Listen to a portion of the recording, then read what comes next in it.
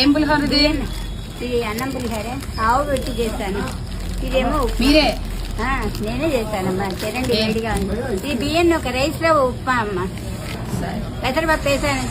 తింటారో తిండో చూసుకోండి. చూస్తాను. తిడుతూ పెడతారమ్మా. ఆ తిండి తిన్నా ఒకటి తినపోయినా ఒకటి. పౌరుషంగా తెచ్చేదాకా బతక. సగం వదిలేసి సగం కూర్చోటం కాదు. ఎన్నేళ్ళ నుంచి చేస్తున్నారు? చెడతారు.